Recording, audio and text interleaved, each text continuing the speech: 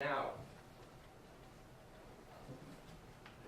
when relationships of mutual learning and doing are cultivated through these partnerships, and when they come alive, what is happening here? There is a transmission of intelligence between the generations, among the people at the table. And I want to share with you a fact about leadership and about which includes this notion of transmission. And this is a yet unpublished fact about leadership that I want to offer you for your food for thought today. True leadership, and it could come from a 70-year-old, 20-year-old, 14-year-old, is the transmission of aliveness between people. Leadership is a transmission of aliveness, and it affects both parties, it affects everyone at the table, and it affects everyone in the room. So among the thinking lessons that I wanted to offer you is another way of thinking about leadership as a relationship experience that moves both parties into a new future together.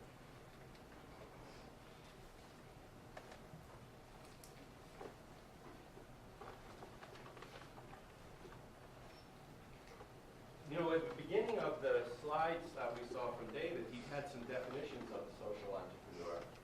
And I want to just speak a little bit about an alternate one that's certainly been implied today. And it has to do with the skills and tools of being an agent of large-scale change. The examples that he gave were not just local examples. So what we've seen so far, including from Ashoka, they're not just local examples. They spread through viral replication. And so somebody that comes up with an innovation and is successful, and that seed is carried to another locale, all of a sudden, there's that individual who saw the future in a new way has created a spread of innovation and social good. Now, that leads me to another notion that I don't have a slide on this, but I just want to share it with you. There's an organization called Miracle Corners of the World, and when I ran into them, it's a youth-founded youth leadership and social enterprise organization that works all over the world with education, with healthcare, with leadership development. And I stumbled upon Miracle Corners of the World, and I was asked to be a faculty for their International Youth Leadership Seminar. And after giving my talk and having these incredible young people from Africa and the Middle East and Asia in the room and creating new relationships in that part of the day, I always was attracted to stay in the conference and see what else was going on. So I walked up into an auditorium like this, and I sat down. And a woman was presenting on democracy from the Interdependence Project, Sonia Meyer, and she created with her partner, Ben Barber, the Day of Interdependence, which is after 9/11. It's September 12th. And it was to reach across culture, reach across divisions, and introduce people with the idea that it's possible to take a stand for the never again philosophy around 9/11. And so I heard her say the following thing, and I want to share it with you.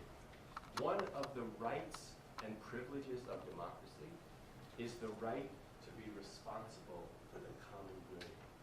The right to be responsible for the common good. And in my body, in that room, they're sitting where you were sitting, I just had an electrifying moment of realization, because the entire dedication I've had to the Youth Leadership Campaign and a nationwide campaign of sustainability literacy was to equip young people with the sense that I can be a citizen leader of a new future for the common good.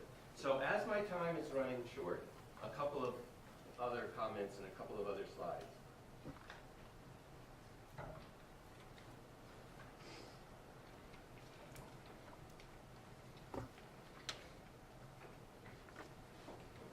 You know, you don't need to look any further than Eleanor Roosevelt's life story to understand what is the space that is created in the concept of social enterprise. I'm just going to run through what she accomplished.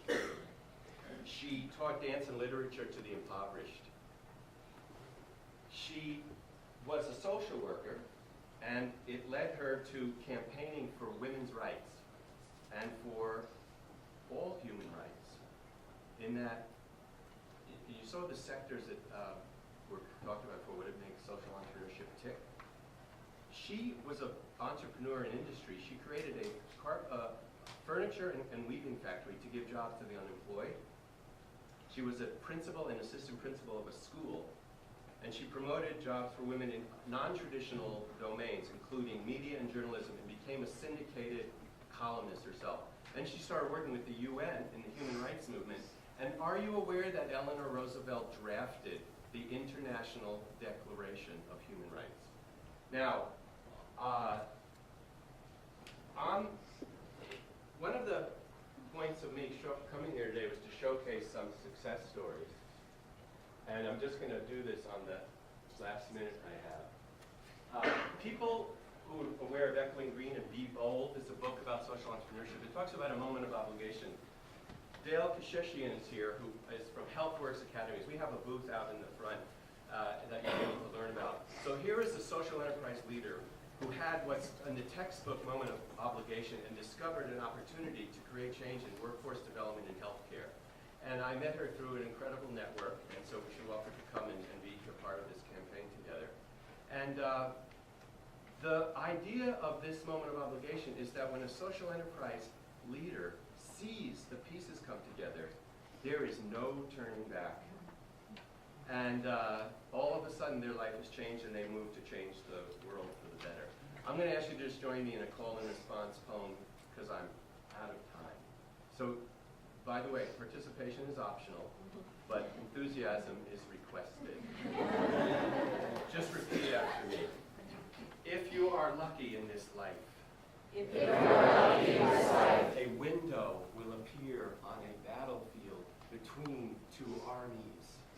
A window will appear on a battlefield between two armies. When the soldiers look into the window, when the soldiers look into the window, they do not see their enemies. They do not see their enemies. They see themselves as children.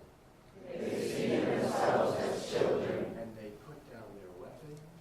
And they put down their weapons. And they go home. And they go home. And go to sleep. And go to sleep. And when they wake up. And when they wake up. And when they wake up. And when they wake up. The land is well again. The land is well again. That was written by a 4th grader, and I thank you for your attention.